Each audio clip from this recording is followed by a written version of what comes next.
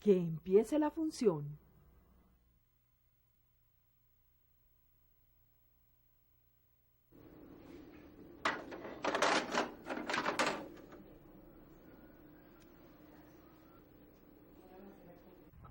Lo que indica su corazón en este momento. Y claro que a ver subiendo.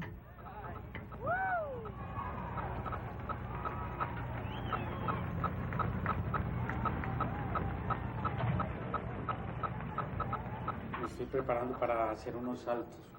Es algo que siempre he querido. Profe, ¿y usted no cree que eso sea un deporte solo para jóvenes? No, no creo. Es cuestión de entender bien su funcionamiento y cualquiera lo puede hacer sin riesgos. Les voy a mostrar.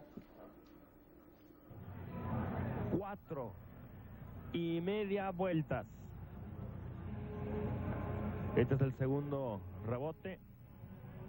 2, 3, 4. La cuerda debe ser confiable, por supuesto.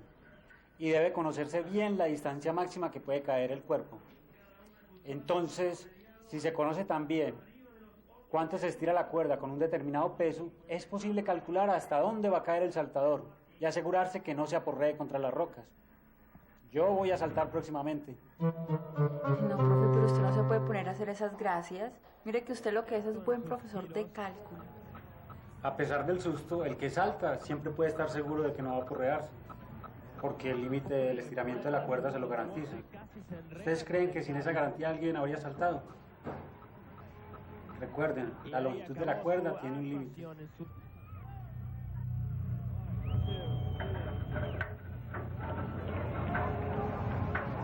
En cada una de sus saltos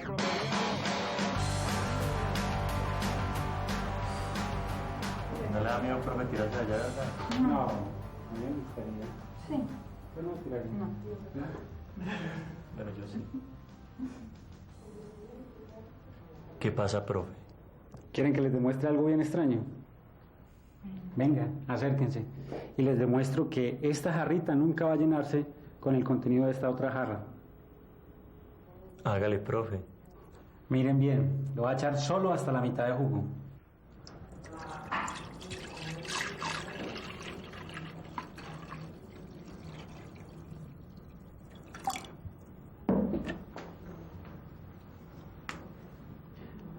Ahora, si echamos la mitad de lo que falta,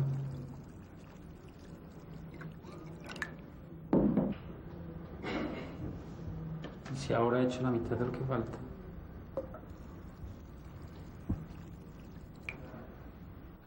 todavía falta un poco por llenarse, pero nunca va a llenarse, ¿de acuerdo? Ahora echemos la mitad de lo que falta.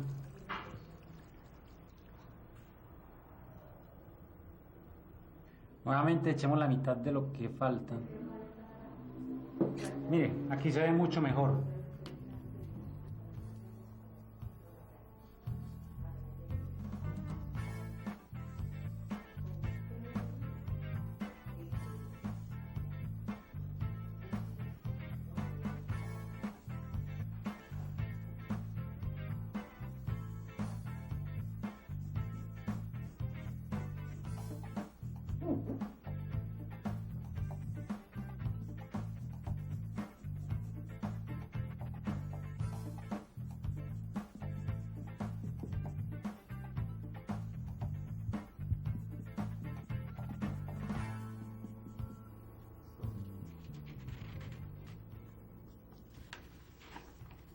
Si ven, siempre va a faltar un poquito, y ese poquito puede llenarse hasta la mitad, o sea que la jarra nunca va a llenarse.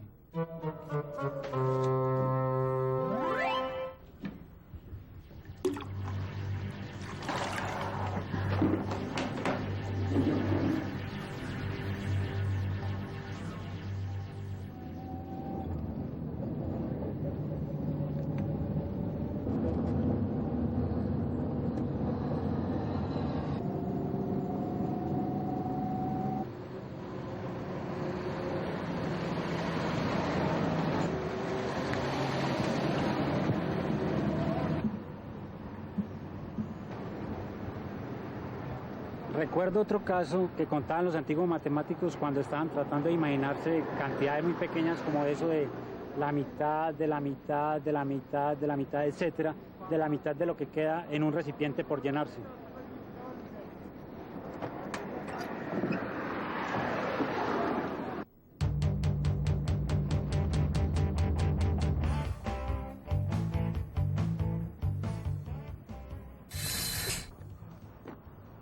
Lo curioso de esta competencia es que, a pesar de que el atleta es 1000 veces más rápido que la tortuga, nunca la va a alcanzar. Ya verán.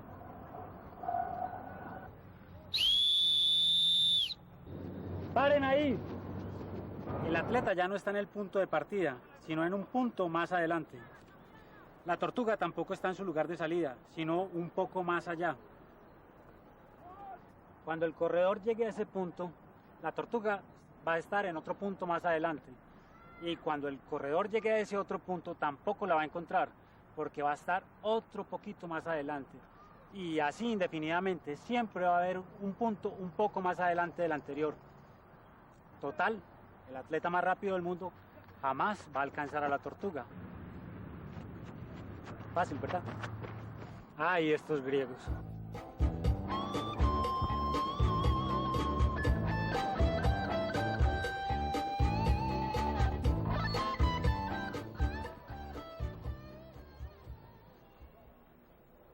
Cuando el hombre entendió este problema de las cantidades muy pequeñas, de los puntos que están muy cerquita de otro, avanzó muchísimo en la ciencia de las matemáticas. Estas ideas son muy útiles cuando tratamos de pensar en problemas como saber cuál es la velocidad de un cuerpo que se deja caer desde cierta altura en un determinado momento.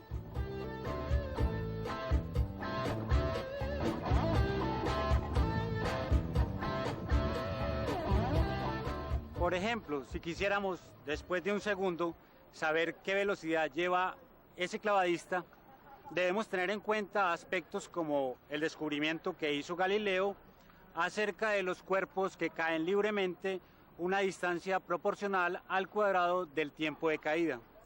O sea, que si descontamos la resistencia que ejerce el viento sobre el cuerpo, la distancia que cae es solo función del tiempo de caída. También debemos tener en cuenta que la velocidad promedio de un objeto en movimiento es la relación que existe entre la distancia recorrida y el tiempo de ese recorrido. Podríamos experimentar con este otro clavadista al medio segundo después de su lanzamiento.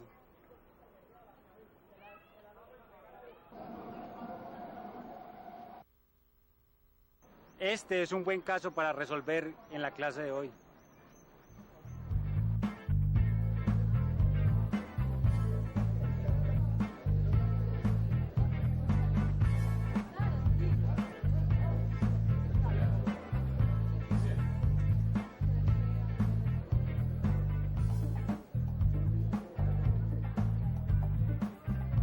Este es el momento perfecto. Paren ahí.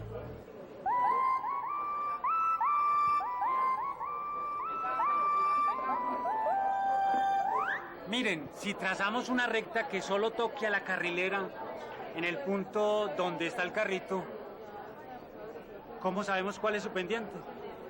¿Qué le pasa, profe? Está bien. Claro que estoy bien. Muchachos, es que me dieron el ejemplo perfecto para la clase de hoy.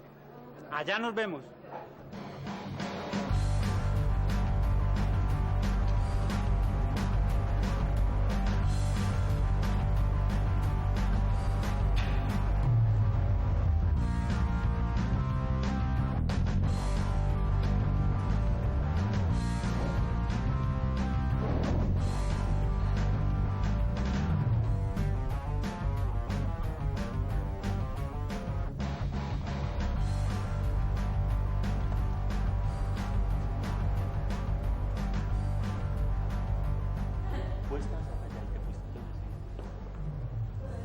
Bueno, muchachos, creo que podemos comenzar la clase. Hace unos 2500 años hubo una reunión como esta.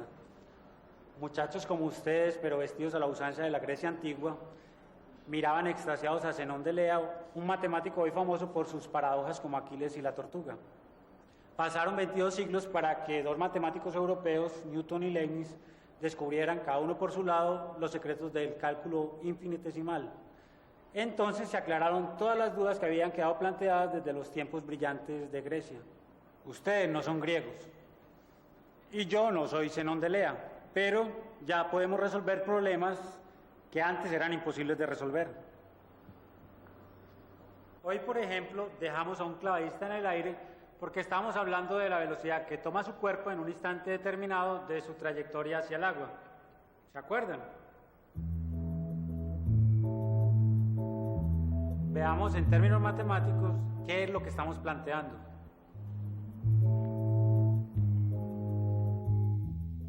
Velocidad promedio igual a distancia recorrida sobre tiempo transcurrido.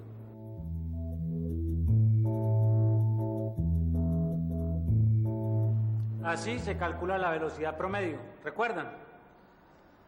También deben recordar que Galileo nos dio una función para calcular la distancia que recorren los cuerpos al caer libremente. Esta función expresada en el sistema de medidas nuestro es esta. D igual a 4.9 t al cuadrado. Entonces, como queremos saber la velocidad instantánea que lleva el clavadista a los 0.5 segundos después de haberse lanzado al agua, y la expresión que tenemos es para calcular la velocidad promedio en un intervalo de tiempo, debemos hacer una tablita de valores utilizando tiempos muy cercanos a los 0.5 segundos, que podría ser la siguiente.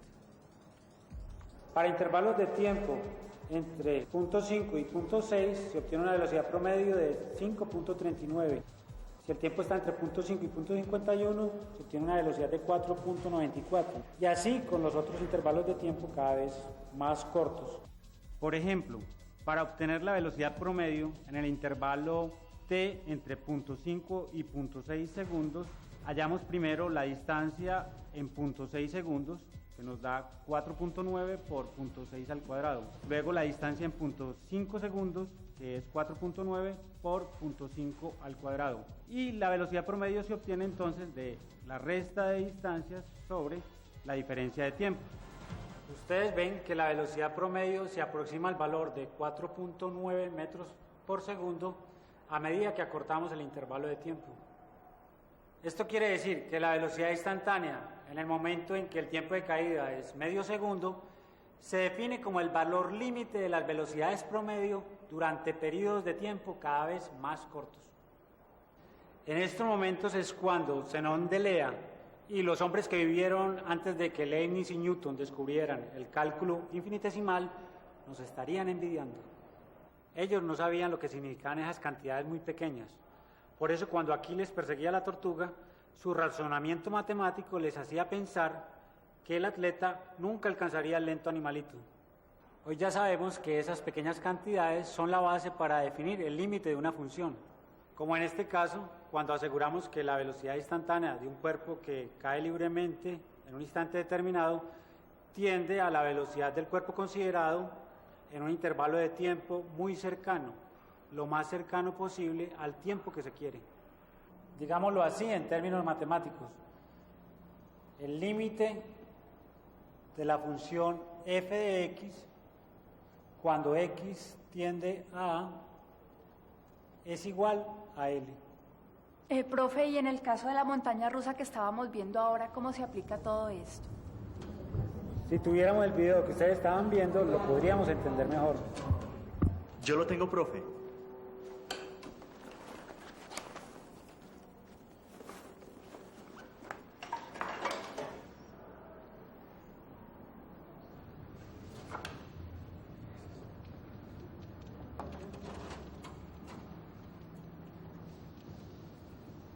Miren, el carrito está en un punto de la carrilera.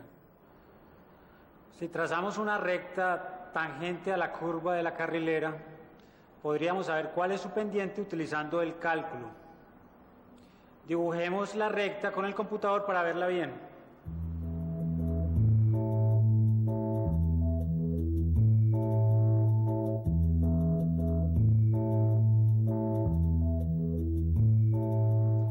Recuerden que para calcular la pendiente de una recta necesitamos 2 puntos de la recta.